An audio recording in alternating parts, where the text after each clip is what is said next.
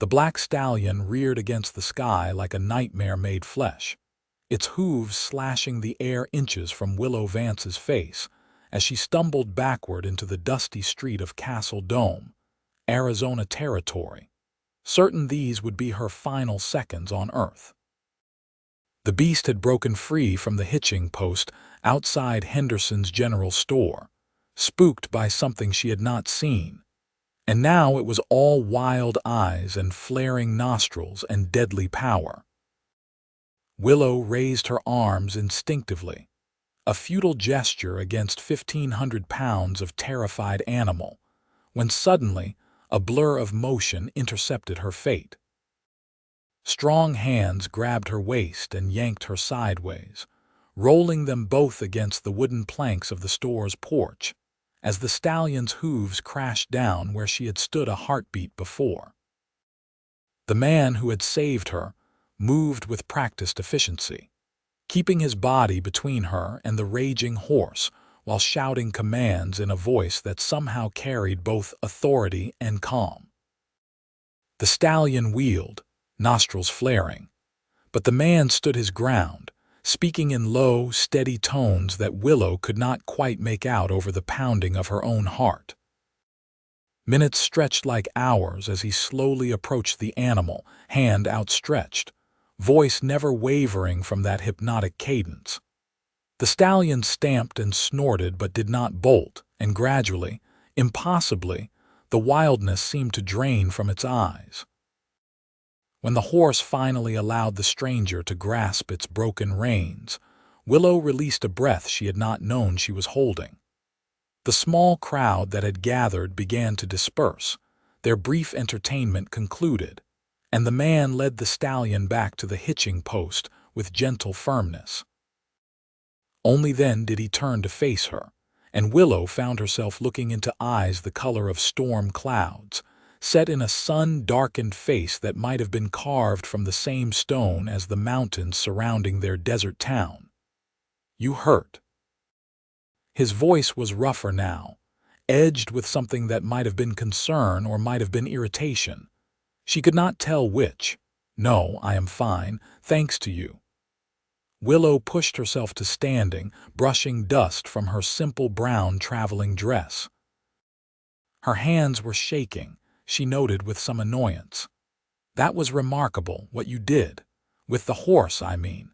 He shrugged, a rolling motion of broad shoulders beneath a shirt that had once been blue but had faded to something closer to gray. "Horse was scared is all.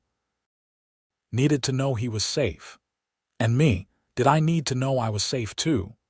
The words came out more tart than she had intended, a defense against the lingering fear still coursing through her veins. Something flickered across his face, too quick to read. "You are safe now, that is what matters."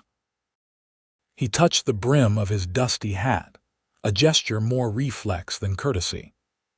"Best watch yourself around spooked animals, miss. They do not think, just react."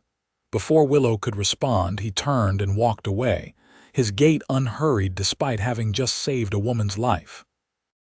She watched him go, this stranger who had appeared from nowhere and asked nothing in return, and felt an unexpected pang of disappointment when he disappeared around the corner toward the saloon. "That would be Boone Yates," said a voice beside her. "Mrs." Henderson stood in the doorway of her store, wiping flour from her hands onto her apron. "Came to town about 3 months back. Keeps to himself mostly. Works odd jobs, does not cause trouble, but there is something restless about that one. You can see it in how he moves, like he is always halfway to leaving." Willow gathered her scattered packages from where they had fallen. "He saved my life. That he did." Mrs. Henderson's round face softened. "You are lucky he was there, dear. That stallion belongs to Frank Driscoll, and that animal is meaner than a rattlesnake on most days. Frank beats him, I suspect, though nobody has caught him at it. Makes the poor creature unpredictable." The words settled heavy in Willow's chest. She had been in Castle Dome for only 2 weeks, having traveled west from St. Louis after her aunt's death left her with a small inheritance, and no remaining family. The Arizona Territory was supposed to be a new beginning, a place where a 22-year-old woman with teaching credentials might find purpose and independence. She had secured a position at the town's small schoolhouse, set to begin in just a few days when the fall term commenced. Nearly dying in the street had not been part of her careful plans. That evening, as Willow prepared a simple supper in the small room she rented above the dressmaker's shop, she found her thoughts returning again and again to Boone Yates.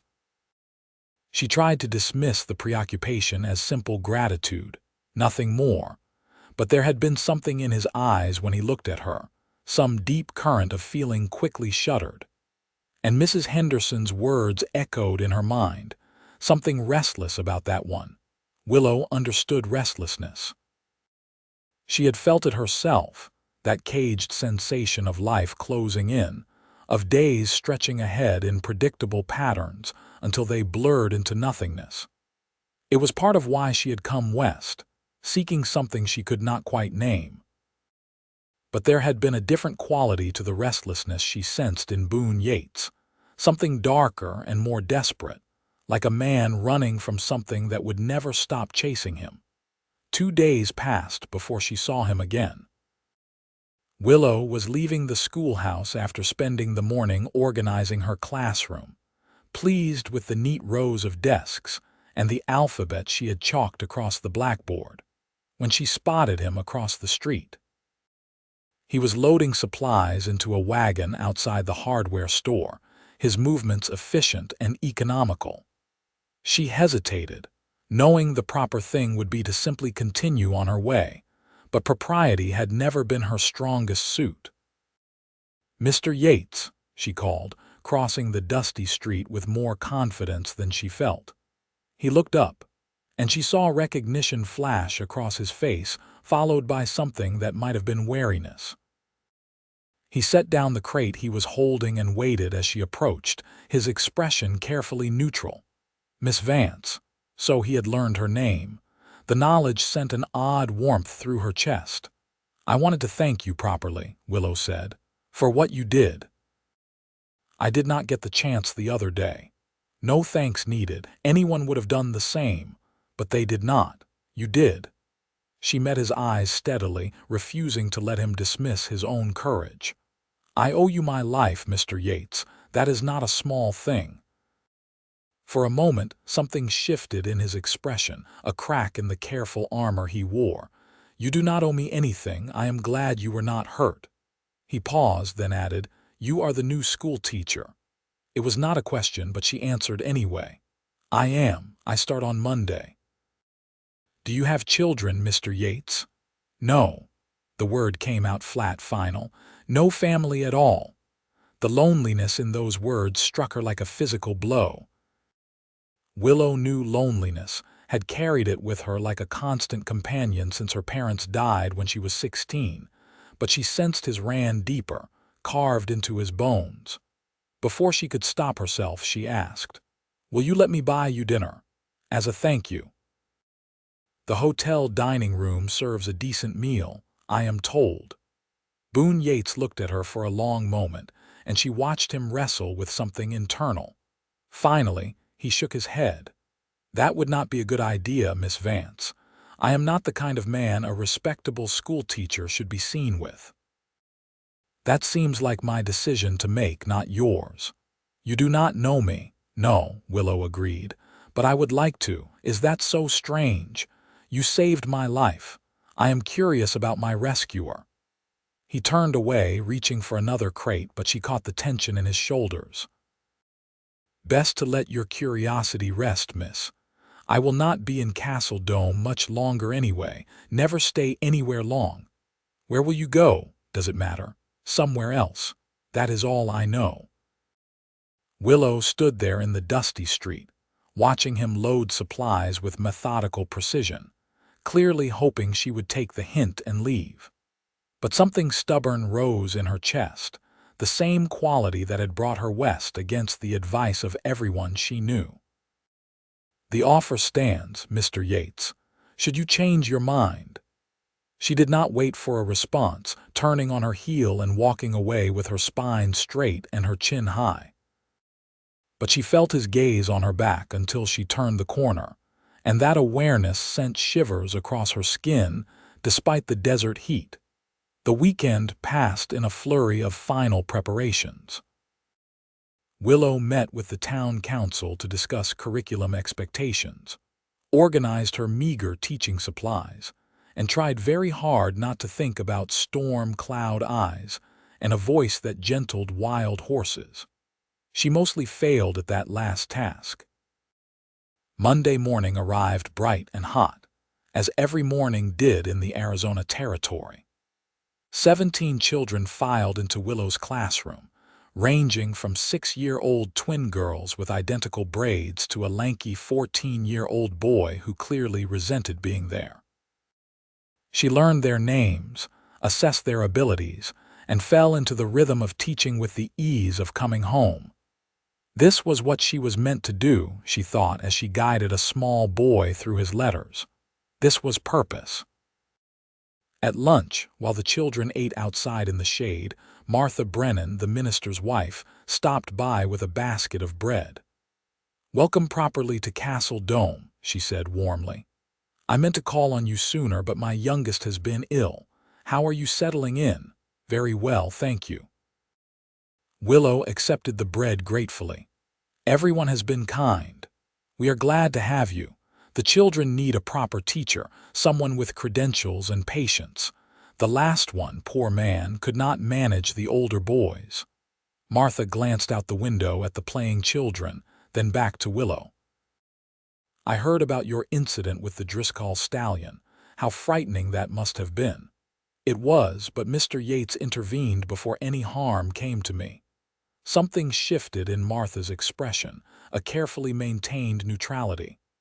"Ah, yes, Boone Yates. A complicated man, that one." Willow kept her voice casual.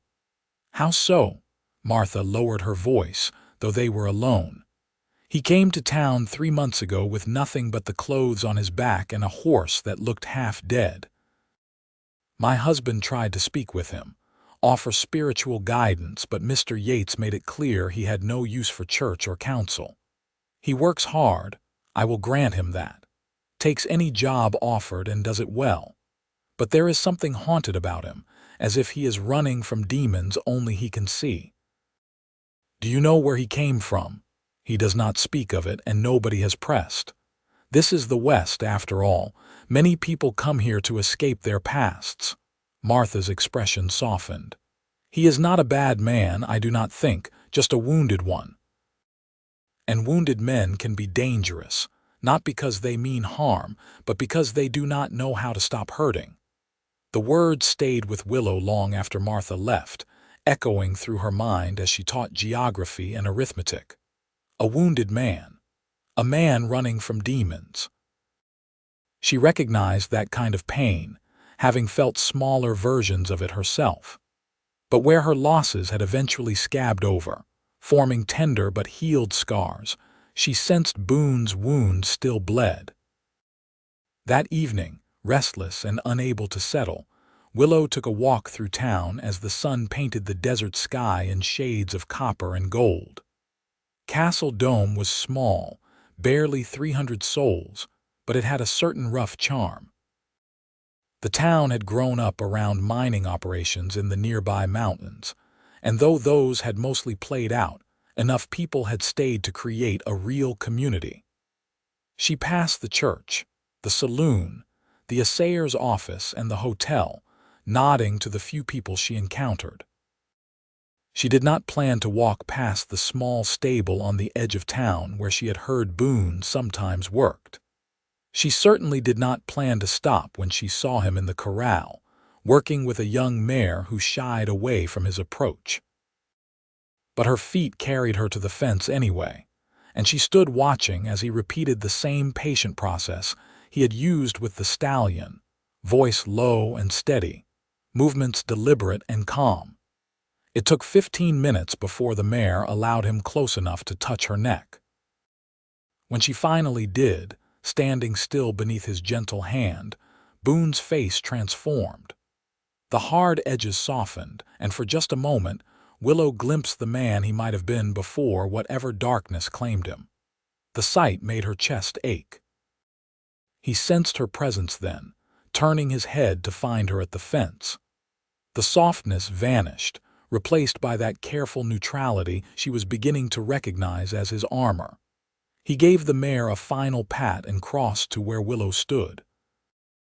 "You have a gift with horses," she said before he could speak.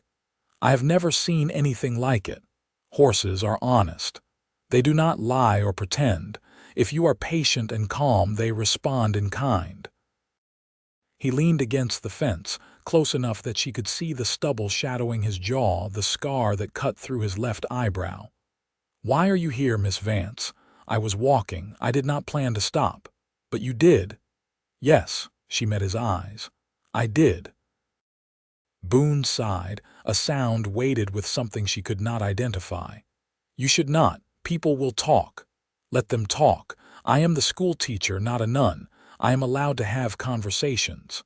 Not with men like me." Willow felt a flash of irritation. "What does that mean, men like you?" "You have been nothing but courteous and brave in my presence. You saved my life, you work honestly, and you have a gift with animals that suggests a kind heart. What exactly about that should I avoid?" He flinched as if she had struck him. "You do not know what I have done, where I have been." "Then tell me." "No." They stood in silence, the air between them charged with unspoken things. Finally, Boone pushed away from the fence. "I need to finish with the mare before dark. Good night, Miss Vance." Dismissal, clear and firm. Willow nodded and turned to go, but paused after a few steps. "My name is Willow," she said without looking back. "You can use it." She felt his gaze on her as she walked away, heavy and confused and yearning all at once.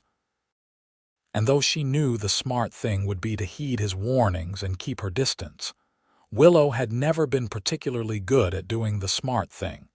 The next 2 weeks fell into a pattern.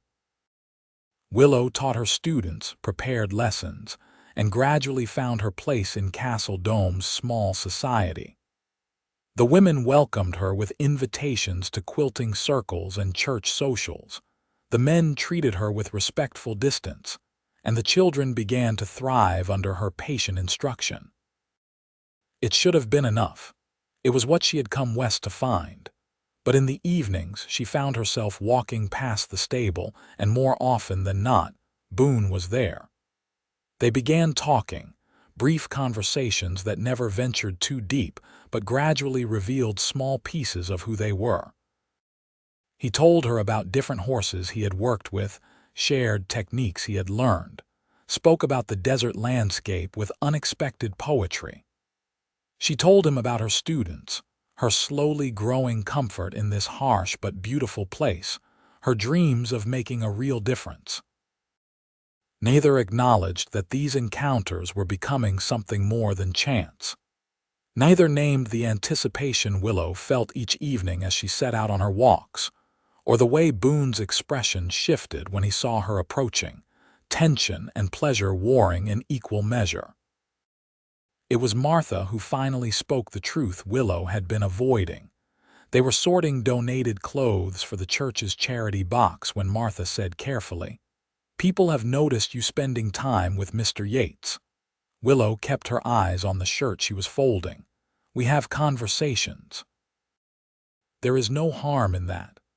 "I am not saying there is harm, but I want you to be careful, dear. Not for the sake of your reputation, though that matters in a small town like this, but for your heart." Martha's voice was gentle. "He is not a man who stays. Everyone can see that. And you are beginning to care for him. I barely know him. Sometimes that does not matter.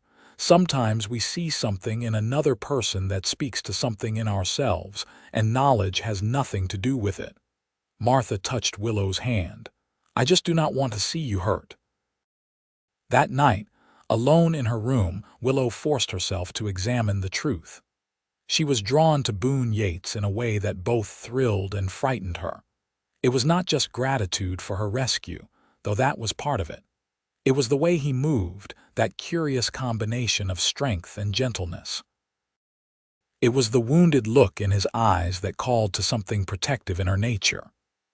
It was the brief glimpses of the man beneath the armor, the one who spoke to horses with poetry in his voice and looked at her, sometimes as if she were water and he was dying of thirst. But Martha was right. He was not a man who stayed. He had told her that himself, warned her away, and she had ignored every warning because some foolish part of her believed she could be the reason he stopped running. Willow resolved to stop her evening walks, to let the connection between them fade before it could deepen further. She kept that resolution for 3 days.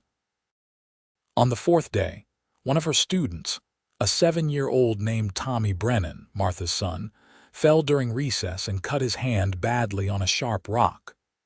The wound bled profusely, and though Willow cleaned and bandaged it with steady hands, her heart raced with concern. She sent another student to fetch Martha, then stayed with Tommy, keeping him calm while he cried. "You are very brave," she told him, holding his uninjured hand. "I know it hurts, but the bleeding has already slowed. You will be fine." "My pa says being brave means not crying," Tommy said through his tears. "Your father is wrong about that. Being brave means doing what needs to be done even when you are scared or hurt. Crying does not make you weak. It makes you human." The incident shook her more than she wanted to admit.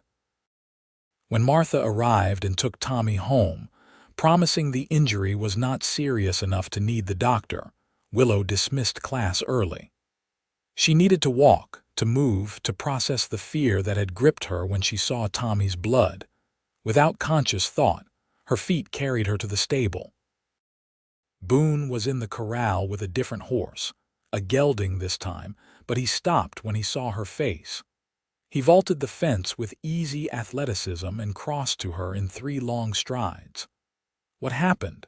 The concern in his voice, raw and unguarded, broke something open in Willow's chest. "One of my students was hurt. He is fine, but it frightened me. I know it is foolish. Children get hurt, but seeing him bleeding so small and vulnerable." She trailed off, suddenly embarrassed by her reaction. "It is not foolish to care." Boone's voice was gentle. "That is what makes you a good teacher. Hell, that is what makes you a good person." Willow looked up at him, this man who claimed to be someone she should avoid, and saw only kindness in his storm cloud eyes. "How do you do it?" she asked. "How do you keep yourself apart from everything and everyone? Martha says you are always halfway to leaving, and I understand why you would want that freedom, but does it not get lonely?" The question seemed to hit him hard. He looked away, jaw working. When he finally spoke, his voice was rough. "Of course it gets lonely, but lonely is safe.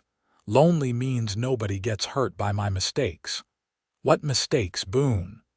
She used his first name deliberately, claiming an intimacy he had never offered. "What are you running from?" For a long moment, she thought he would not answer. Then, in a voice barely above a whisper, he said, "I had a family once. A wife, Sarah. A daughter, Emily. She was 5 years old." Willow's breath caught. The use of past tense told her everything she needed to know, but she waited, letting him tell it at his own pace. "We had a ranch in Colorado, nothing big, but it was ours. I was building something, you know, a life, a future." His hands clenched into fists. "There was a dispute over water rights with a neighboring rancher man named Dalton. It got heated. Words were said, threats made. I did not take them seriously enough." Willow reached out without thinking, touching his arm. He flinched but did not pull away. "I was in town one day selling horses. When I got back—" He stopped, his whole body rigid with remembered horror. The ranch was burning. Dalton and his men had come. There was a fight. Sarah tried to protect Emily. They shot her, then the fire. Emily was still inside when— "Stop," Willow said softly. "You do not have to tell me more." But he kept talking as if he had not heard her, the words pouring out like poison that had festered too long. I was not there. I was not there to protect them. I got there in time to see the ranch burn, to find Sarah's body, to know my daughter died screaming for me, and I was not there. What happened to Dalton? Boone's smile was terrible. I killed him. Tracked him down 3 days later and put a bullet through his heart. His men scattered after that, and nobody came after me because everyone knew what he had done. The law might have looked away, but I could not stay there, could not stay anywhere. Every time I close my eyes, I see that burning ranch. Every time I start to feel settled, I remember I do not deserve peace. They did not get peace, so why should I? Willow's heart broke for him, for the impossible weight of guilt and grief he carried. How long ago? 2 years. I have been drifting since, taking work where I find it, moving on before I start to feel anything. Because feeling means it is real, means I am alive and they are not, and I do not know how to reconcile that. She understood now, the restlessness Martha had spoken of, the walls he built, the warnings he gave. He was not just running from his past. He was punishing himself for surviving it. It was not your fault, Willow said, knowing the words would not help but needing to say them anyway. You could not have known what would happen. Being in town that day, it was not a choice to abandon them. It was just terrible, terrible luck. I should have taken the threats seriously, should have sent them away somewhere safe while I dealt with Dalton, should have been there. Each word was weighted with 2 years of self-recrimination. Should have, should have, should have. You can drown in should-haves, Boone, I know. When my parents died of cholera, I was away at school. I should have been there. I should have nursed them. Maybe I could have saved them. But I was not, and I could not, and they died without me. For a long time I carried that guilt like a stone around my neck. He looked at her then, really looked at her, and she saw recognition in his eyes. How did you let it go? I did not completely, but I learned to live with it. I learned that guilt is just love with nowhere to go, and instead of letting it poison me, I could transform it into purpose. I became a teacher because my mother was a teacher, and I wanted to honor her. I came west because my father always dreamed of adventure, and I wanted to live the life he did not get to finish. I carry them with me, but I do not let the weight crush me anymore. Boone was silent for a long time, his hand coming up to cover hers where it still rested on his arm. His palm was warm and calloused, his touch gentle despite the strength she knew he possessed. You make it sound simple. It is not simple at all. It is the hardest thing I have ever done. Willow moved closer, drawn by something she could not name. But you cannot run forever, Boone. Eventually, you have to stop and face what is chasing you. You have to decide if you are going to let your past bury you or if you are going to build something new from the ashes. He looked down at their joined hands, then back to her face. Why do you care? You do not know me. You should not waste your time on a broken man who cannot offer you anything. Maybe I am tired of doing what I should do. Maybe I care because I see something in you worth caring about. Or maybe I am just foolish. She squeezed his arm. But I do not think I am foolish. I think you are terrified of feeling anything again because feeling means risking more loss, and you have already lost too much. But living without feeling, is that really living at all?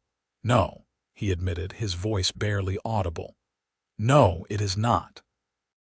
They stood together as the sun set behind the mountains, painting the sky in shades of orange and purple. Neither spoke, but something had shifted between them. A door cracked open that Boone had kept firmly locked. Willow did not know what would come of it, but for the first time since meeting him, she felt genuine hope that he might stop running long enough to find out. The following weeks brought subtle changes. Boone still kept his distance in public, still maintained the careful walls around himself, but in the evenings at the stable, those walls came down. He talked more, sharing memories of his wife and daughter that were painful but necessary. Willow listened, offering no platitudes or false comfort, just presence and understanding. Sometimes they spoke of lighter things, dreams and hopes and the small pleasures of daily life. Sometimes they simply stood together in comfortable silence, watching the horses and the sunset. The town noticed, of course. In a place as small as Castle Dome, everything was noticed. But to Willow's surprise, the gossip was not unkind. People seemed to recognize something genuine in the connection between the quiet schoolteacher and the restless stranger. Martha gave her approving nods. The men who employed Boone mentioned to Willow that his work had improved, that he seemed more focused, less eager to drift. Even the minister, a stern man named Brennan who rarely smiled, told her after church one Sunday that he was glad she had come to their town. "You have a gift for bringing out the best in people," he said. "That young man needed someone to see past his pain. We all did, but none of us knew how. Sometimes it takes a stranger to show us what we have been missing." Willow was not sure she deserved such credit, but the words warmed her nonetheless. She was happy, she realized with some surprise. Despite the harsh climate, the isolation, the challenges of teaching 17 children of varying abilities in one room, she was genuinely happy. Castle Dome had become home. And Boone had become something she was not quite ready to name but felt growing stronger each day. October arrived, bringing cooler evenings and news that a traveling preacher would be holding a revival meeting. The whole town planned to attend, and Willow found herself looking forward to it with surprising enthusiasm. She had never been particularly religious, but she understood the hunger for community, for shared purpose and celebration. The night before the revival, she and Boone were at the stable as usual. He had been teaching her to ride, a skill she had never properly learned, and she was improving rapidly under his patient instruction. That evening, after her lesson, they sat on the fence together, shoulders almost but not quite touching. "Will you come tomorrow?" Willow asked. To the revival, Boone shook his head. "Church and I are not on speaking terms. It is not really about church, it is about the town coming together. Music and food and fellowship. I am not part of the town, Willow, I am just passing through." She turned to face him, studying his profile in the fading light. "Are you, though, still just passing through?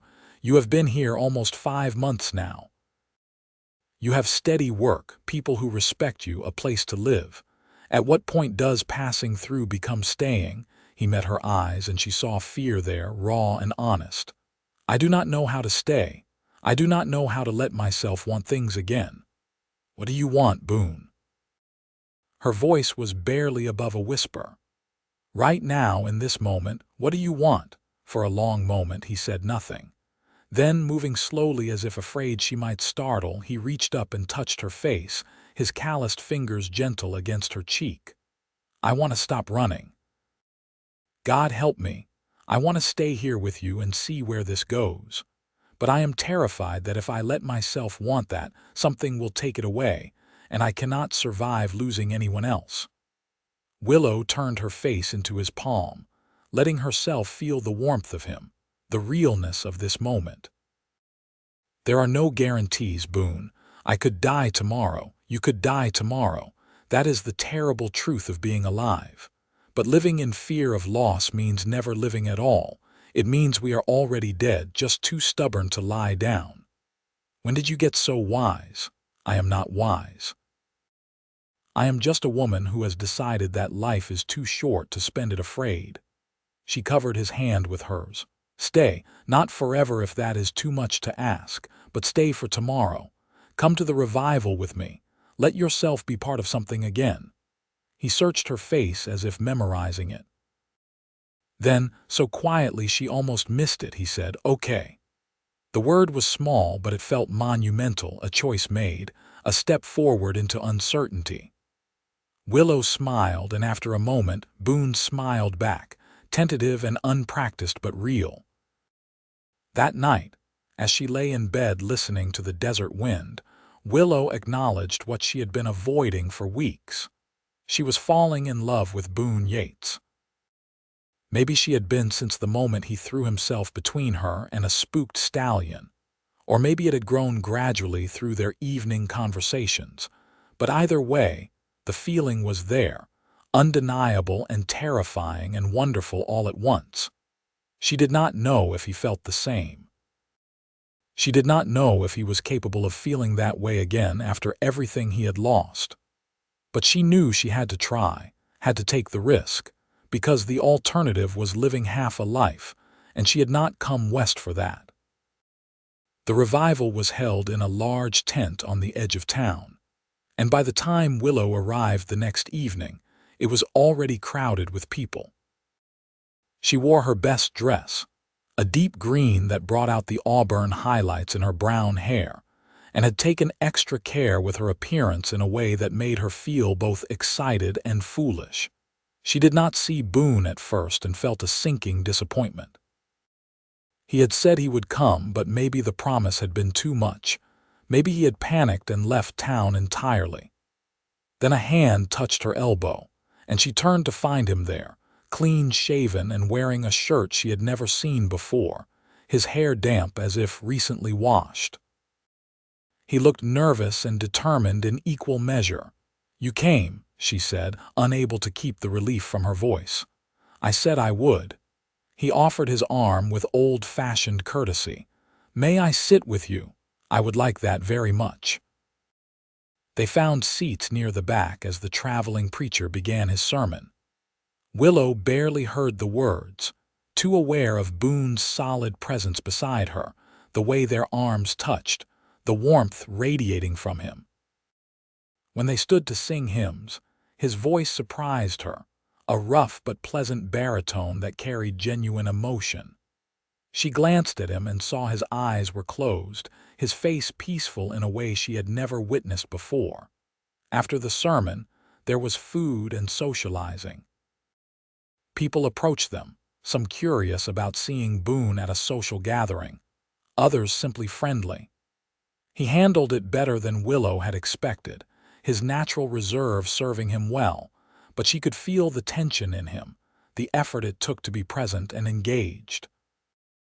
"We can leave if you want," she murmured during a break in conversation. He shook his head. "I am fine. It is good to be around people, I think. I had forgotten what it felt like." As the evening wore on, musicians brought out fiddles and guitars, and people began dancing. Willow watched with delight, her foot tapping to the lively music when Boone leaned close and asked, "Do you dance?" "Not well, but enthusiastically." "That is the best way to dance." He stood and held out his hand. "May I?" Willow let him lead her to the makeshift dance floor, her heart hammering. His hand settled on her waist, and she placed hers on his shoulder, and then they were moving together, spinning through the dust to music that was more feeling than skill. Boone was a better dancer than she had expected, leading her with confident ease, and Willow found herself laughing, genuinely joyful in a way she had not felt in years. "You are full of surprises," she said, slightly breathless. "My wife loved to dance. I learned for her." The words came without his usual pain, just a simple statement of fact. "She would have liked you."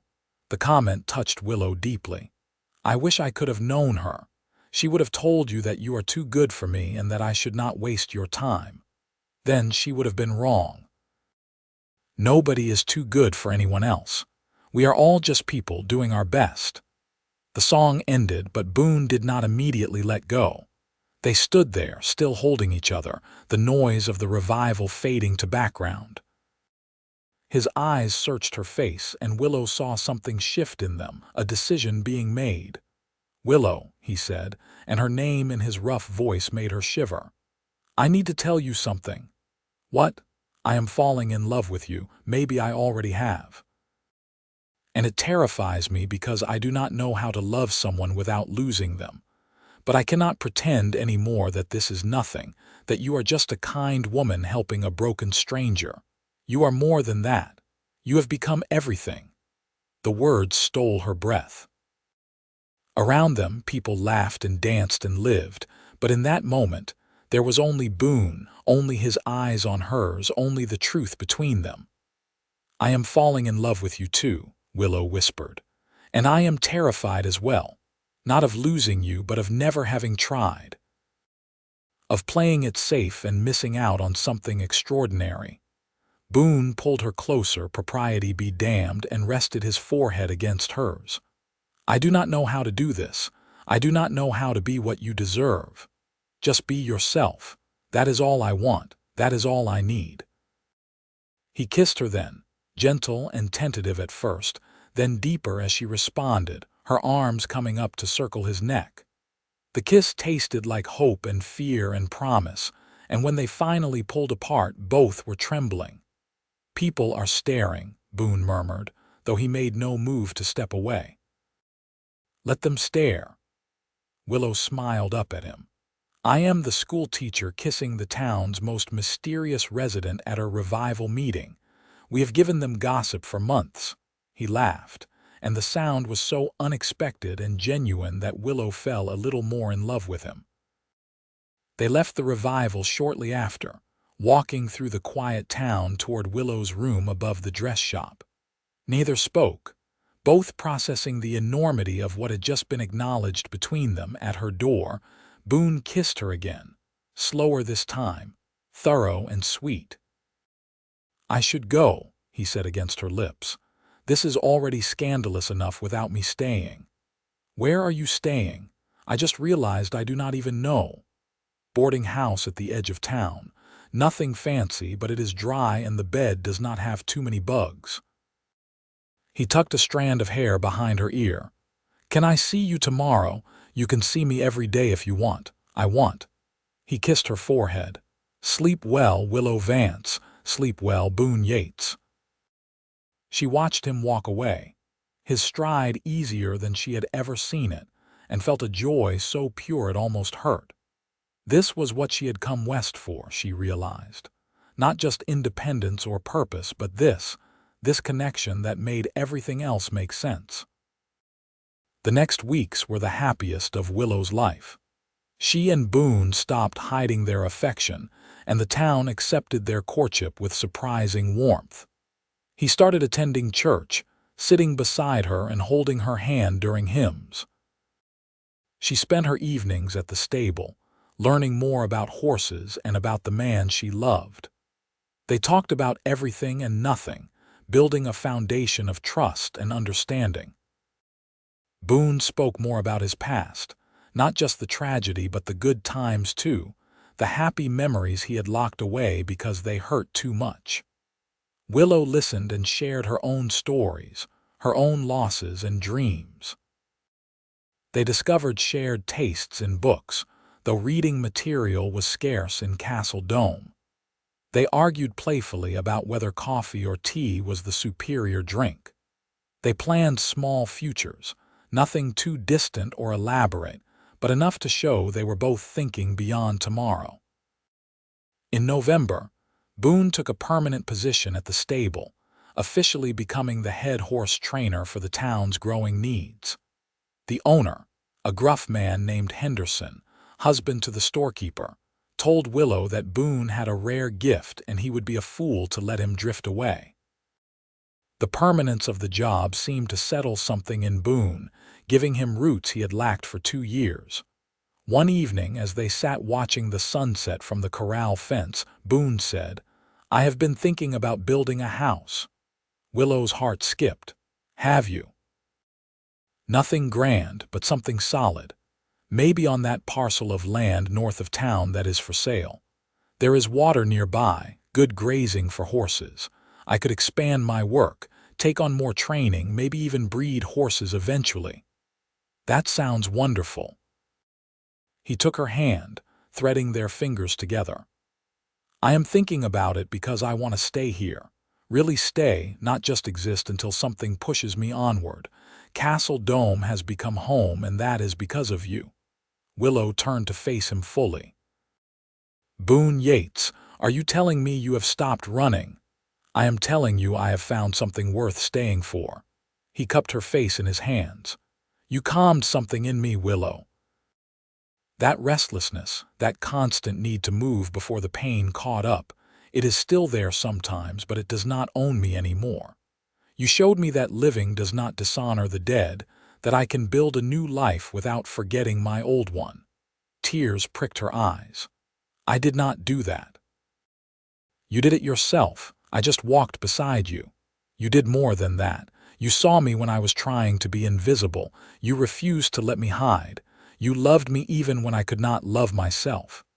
He leaned his forehead against hers. Marry me, Willow. Let me build that house for us. Let me try to be the man you deserve. Yes. The word came without hesitation. Yes, 1,000 times yes. They married in December, a simple ceremony in the small church with most of the town in attendance. Willow wore a dress made by the dressmaker who rented her the room, cream-colored with delicate lace at the collar. Boone wore new clothes purchased for the occasion, and when she walked down the short aisle to meet him, the look on his face made her breath catch. He looked at her as if she were a miracle, as if he could not quite believe she was real and choosing him. The vows were traditional, promises of love and faithfulness and partnership. When Reverend Brennan pronounced them husband and wife, Boone kissed her with such tenderness that several women in attendance wiped tears from their eyes. The celebration afterward was joyful, with food and music and dancing. Even Frank Driscoll, owner of the stallion that had started everything, attended and offered gruff congratulations. Their wedding night was spent in the hotel, the one extravagance they had allowed themselves. Boone was gentle and patient, and if Willow was nervous, his love and care soon eased her fears. They explored each other with wonder and growing confidence, learning the language of touch and response, and when they finally lay tangled together in the aftermath, both were smiling. My wife, Boone murmured against her hair. That sounds impossible and perfect all at once. My husband, Willow replied. I quite like the sound of that. They spent the winter building their house, or rather, Boone and several hired men built it while Willow continued teaching and spent evenings planning the interior. The structure went up quickly, a solid home with 2 bedrooms, a main room with a fireplace, and a kitchen. It was not large, but it was well made and beautiful in its simplicity. They moved in on a cold January day, and Willow stood in the empty main room and cried happy tears. This is ours, she said, wonder in her voice. A real home. Boone wrapped his arms around her from behind. A home to fill with life and love and maybe, someday, children. The idea of children had been circling unspoken between them. Willow knew it was complicated for Boone, that the thought of being a father again brought both hope and terror. But the fact that he had voiced it felt significant, another step forward. I would like that, she said softly, when we are ready. Their first year of marriage was not without challenges. Boone still had nightmares sometimes, waking with his daughter's name on his lips, and Willow learned to hold him through the worst of them, offering comfort without trying to fix what could not be fixed.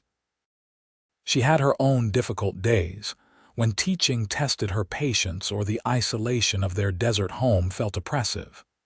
But they navigated each challenge together, learning to lean on each other, to communicate even when it was hard. The work with horses flourished. Boone's reputation spread beyond Castle Dome, and people from other towns began bringing him their problem animals.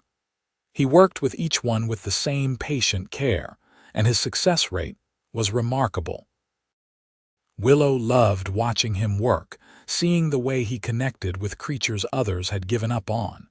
It felt metaphorical, a reflection of their own story. In the spring, Willow discovered she was pregnant.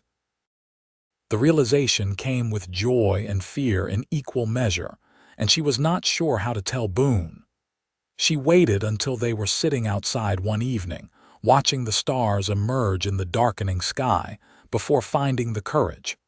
"I have news," she said, taking his hand.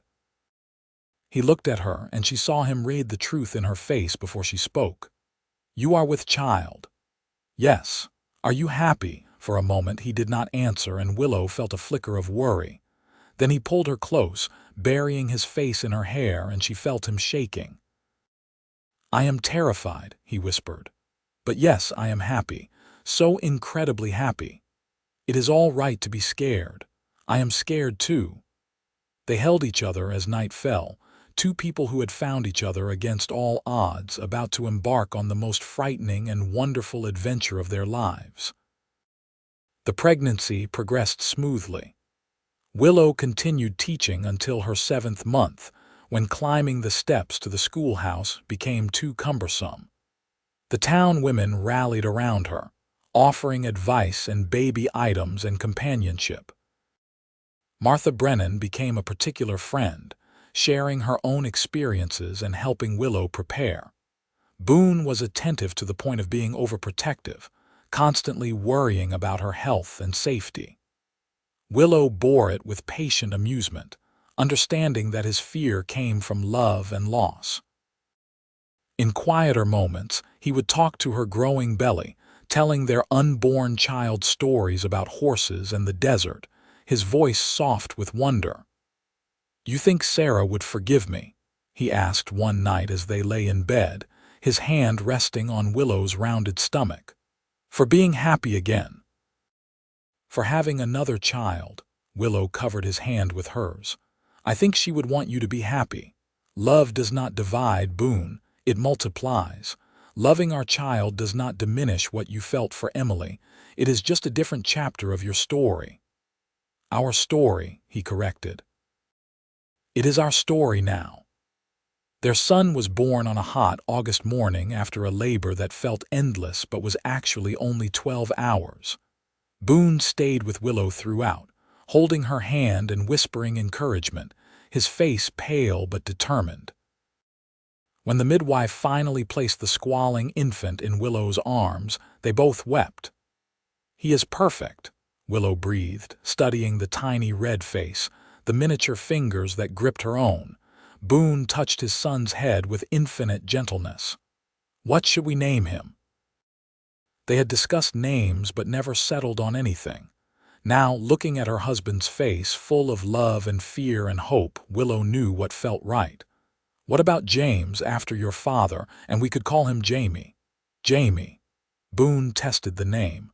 "Jamie Yates, I like that." He leaned down to kiss his wife's forehead. "Thank you, Willow. For him, for us, for giving me a reason to believe in the future again. Thank you for saving me from that stallion, and for letting me save you back." He smiled, that rare, genuine smile she had fallen in love with. "We saved each other." The years that followed were full and rich.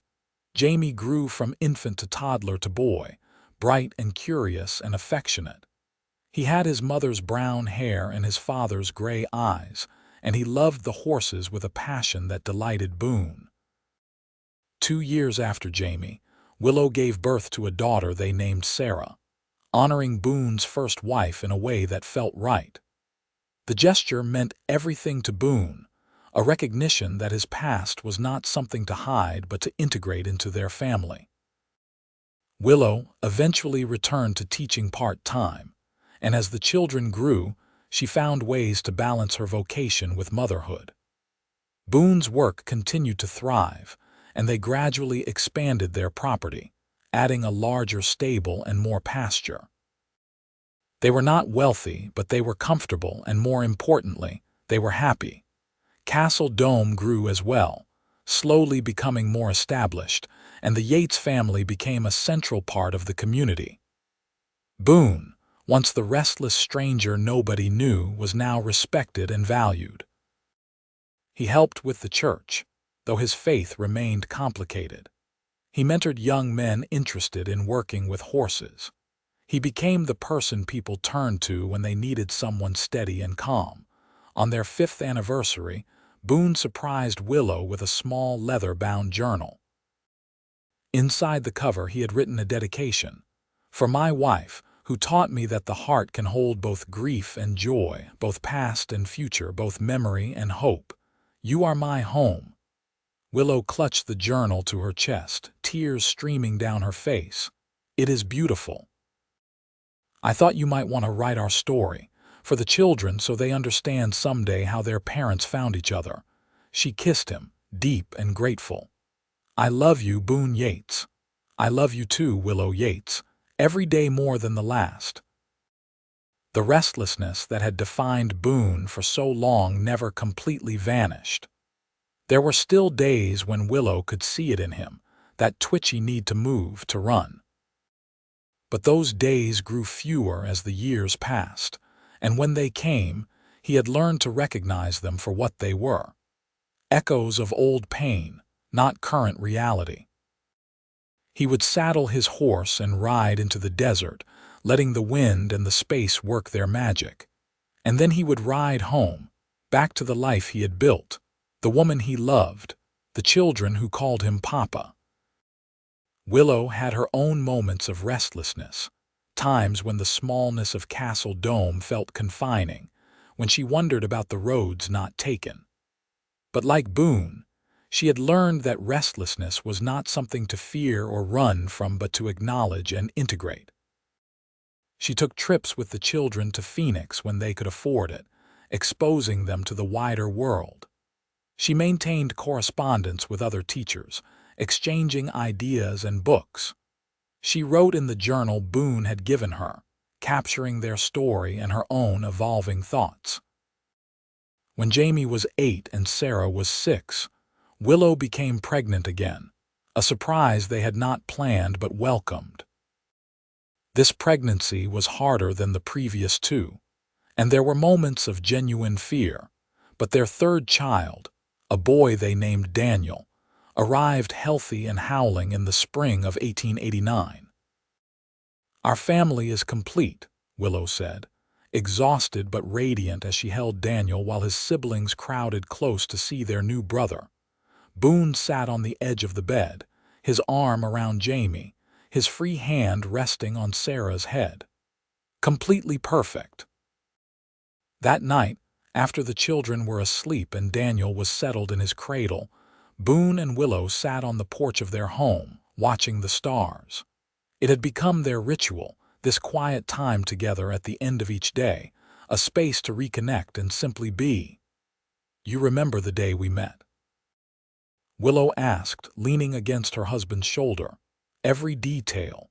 You in that brown dress, the stallion rearing, the fear in your eyes. I did not think, just acted. You saved my life. And you saved mine. Different kind of saving, but just as necessary." He kissed the top of her head. "I was dying inside, Willow, running myself into the ground because I did not know how to stop. Then you came along with your stubborn kindness and your refusal to let me hide, and you showed me another way. We showed each other. I was looking for purpose, for a place to belong. You gave me that." They sat in comfortable silence, the desert night alive with sound around them. Inside, their children slept safely. In the stable, the horses they tended together rested. Around them, the community they had become part of went about its life. It was ordinary and extraordinary all at once, this life they had built from the ashes of grief and the spark of unexpected connection. Years continued to pass, measured in children's milestones and seasonal cycles, and the slow accumulation of shared experiences that make up a marriage. Jamie grew tall and serious, inheriting his father's gift with horses. Sarah was bright and willful, loving school with such passion that Willow knew she would become a teacher too. Daniel was still young, but he showed signs of being the family storyteller, always spinning elaborate tales. Boone's hair began to show silver at the temples, and Willow found her first gray hairs, which she decided to wear with pride. Their bodies changed, marked by time and work and childbearing, but they remained deeply attracted to each other, still finding reasons to touch, to kiss, to steal private moments when the children were occupied. "I never thought I would have this again," Boone confessed one night as they prepared for bed. "A family, a home, a future I could actually see. Sometimes I wake up and cannot believe it is real. It is real. We are real. This life we have built together, it is as real and solid as anything can be." He pulled her close, and she went willingly, fitting against him as naturally as breathing. "Thank you for not giving up on me, for seeing something worth saving when I had given up on myself. Thank you for being brave enough to stop running, for choosing to stay even when everything in you wanted to flee." They made love that night with the tenderness of long familiarity and the passion that had never quite faded. And afterward, tangled together in the darkness, Boone whispered, "You calmed the wild restlessness in my soul, Willow. You showed me that peace was possible, that I could honor my past without being destroyed by it. You are my miracle." Willow traced patterns on his chest, feeling the steady beat of his heart beneath her fingers. "And you showed me what courage really means. Not the absence of fear, but moving forward despite it. Not forgetting the past, but not letting it define you. You are my hero, Boone. You were from that very first day." As she drifted towards sleep, safe in her husband's arms, Willow thought about the unlikely journey that had brought them here. A spooked stallion and a stranger's intervention. A woman who refused to let a wounded man suffer alone. Two people who found in each other exactly what they needed, even though neither had been looking for it. It was the kind of story that seemed too perfect to be true. And yet here they were, living proof that sometimes, against all odds, love actually did heal and save and transform. The wild restlessness that had driven Boone across the West had been replaced by a different kind of wildness. The chaos of children, the unpredictability of life, the raw and beautiful messiness of a family. And the fear that had made Willow too cautious, too controlled, had been tempered by the courage she had found in choosing love even when it was risky. In building a life in a hard land with a complicated man who needed her as much as she needed him. They had saved each other in the end. Not with grand gestures or dramatic rescues, though those had played their part, but with the daily choice to show up, to try, to forgive, to grow. With patience and persistence, and the stubborn belief that people were worth fighting for, that love was worth the risk. That home was not a place, but a person you built a life beside. Years later, when their children were grown and starting families of their own, Boone and Willow would sit on that same porch and watch the grandchildren play in the yard they had carved from the desert. They would hold hands with fingers gone arthritic, but no less loving, and they would marvel at the improbable gift of their life together. They would remember a spooked stallion and a moment of grace, and they would know, with the certainty that comes from decades of shared experience, that they had been blessed beyond measure. But that was still to come. For now, in the quiet darkness of their bedroom with their children sleeping down the hall and the desert stars wheeling overhead, Boone and Willow simply held each other, grateful for this present moment. This tangible reality of love made manifest in sweat-dampened sheets and synchronized breathing, and the profound comfort of being known completely and loved anyway. Tomorrow would bring its challenges and joys in equal measure. The children would wake demanding breakfast. The horses would need tending. Students would arrive at the schoolhouse. Life would continue in its beautiful, ordinary way. But tonight, there was only this. Two people who had found each other against all odds, two hearts that had learned to beat in tandem, two souls that had discovered in each other a home worth staying for. The story of how a schoolteacher and a drifter became a family, how grief and hope could coexist, how a single act of courage could ripple outward to change everything. It was their story, written in the lines of their faces and the walls of their home and the legacy of their children. A story that began with a spooked stallion and a stranger's intervention, but became so much more. A testament to the healing power of love, the importance of choosing life over fear, and the miraculous transformation that becomes possible when two wounded people decide to save each other. And in the morning, when sunlight streamed through their bedroom window and Daniel's cry announced he was awake and hungry, Boone would open his eyes to find Willow already watching him, her smile soft and knowing.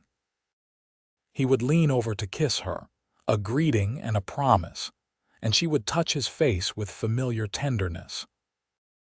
They would rise and dress and go tend to their child and begin another day in the life they had built together, carrying with them always the knowledge that they had found something rare and precious. A love that had saved them both, a partnership that made them stronger than they could ever be alone, a home that existed not in walls and roof, but in the space between their hearts where peace had finally, permanently settled. This was their happily ever after, not perfect but real, not easy but worth every challenge, not the end of their story but its truest beginning. That was their gift to each other, presence and witness and unwavering commitment. And it was enough, more than enough. It was everything.